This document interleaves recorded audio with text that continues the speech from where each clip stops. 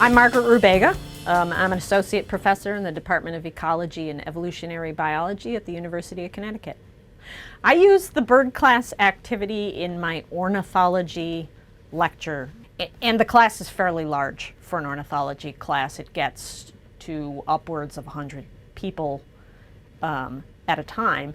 And so you can imagine that as a course in which people typically think of as an active thing, you know, when there's no laboratory component, that's a big group of people to try and get to think about birds in an active sort of a way, as opposed to just passively sitting there and listening to me lecture. I walk into a population of people who, if they're fairly typical, have spent many hundreds of hours watching nature programs on TV, right?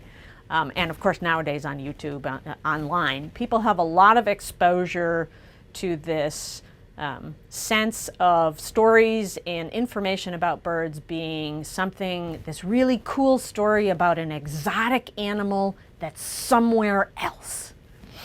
And taking nothing away from these nature shows, which have taught a lot of people to value the natural world in a way that they otherwise would not, they have unfortunately fostered this incorrect outlook, which is that the natural world, birds, mammals, you name it, is something exotic that happens somewhere else.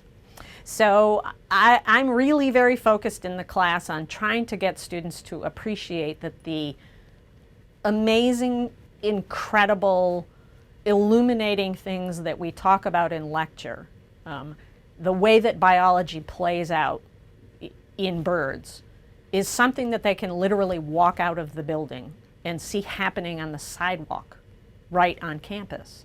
It's not something happening somewhere else.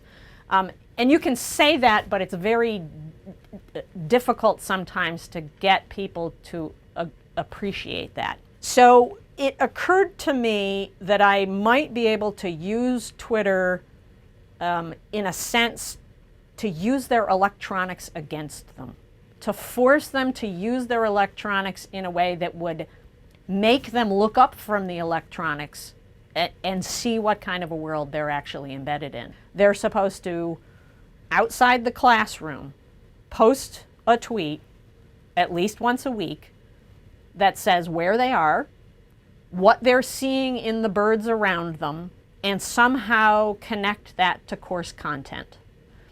And the tweets are not graded, except to the extent that it's a 3-point assignment. Every time you post a tweet, it's 3 points. And you either achieve all 3 of those things, you tell me where you are, you notice something about the birds, and you connect it to course content. If you do all of those things, I give you all 3 points. And there's a cap on the total number of points. My goals really were to use the tweets as a way to make the students take the course content outside of the classroom and internalize it, to see that what was happening, what I was talking about in class, was actually happening in their world all the time. And initially, certainly, when I first started using the assignment, all I was really interested in was whether or not that was working. And I didn't think too hard about the social aspect of the thing. I was much more focused on, this is a tool to make them put in a place where I can easily get at it, these observations that I want them to make. But as soon as we started using Twitter, I was posting to the bird class list in order to encourage them, to give them examples of the kinds of things I was sort of expecting them to post. And the interest on the part of the students in having something that you could consider a conversation with me became apparent very early. So when that started to really show, I got way more active about keeping track of their tweets in real time and trying to be responsive, trying to retweet their tweets so that a sort of a broader audience of people might see them, so that they could get feedback from people who were not just me. The social aspect of the thing has also created instructional value to this that I did not plan at all. So as an example of that, I think it might have been in the second year that I was using the bird class, the Twitter assignment, I went during spring break on a trip to Belize. And I hadn't talked to my students about this ahead of time, and just on a whim, because I had internet access, I posted a tweet that said, "Hey, bird class, guess where I am?" And I posted my bird list for the day, some of the birds I had seen. And immediately, even though it was spring break, students were not in class, they did not have to be watching our Twitter stream, 3 of them came back and started trying to figure out where I was. And in the course of a 5-tweet exchange, with me giving them nothing except the names of birds, which they then went and looked at the distributions of to try and localize where I were geographically, they figured out where I was, which blew me away. I was so excited. And when I got back, I brought the student who got there first, you know, some stupid little souvenir as kind of a prize, and she took it from me and leaned in and looked me in the eye and said, "I learned more about geography in that tweet exchange than I did in all of high school."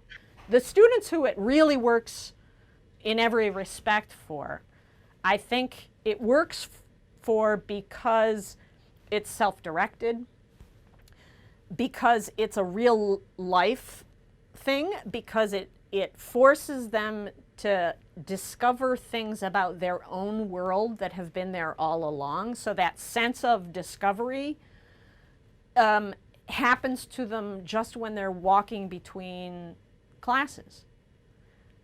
And having that tiny little sense of discovery be rewarded through however small a social interaction with me or with someone else in the class, having it be acknowledged as a credit-bearing part of the course, as something that I recognize when you leave the classroom and it hits you that something you're seeing is what we're talking about, is what we're learning about.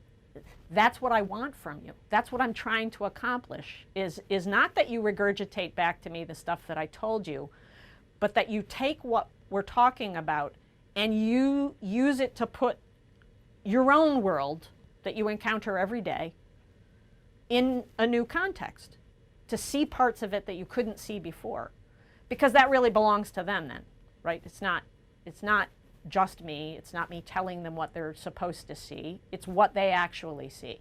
But I have had experiences in which students who at the beginning of the course said very clearly they were taking the course just to fulfill an assignment. They didn't know anything about birds. They weren't necessarily especially interested in birds, that by the end of the semester were going online on Twitter correcting people who were mixing up swallows and swifts and being kind of, "Wow, I can't believe you would mix those things up." Using Twitter as a way to teach other people external to our community in the class things that they had already learned.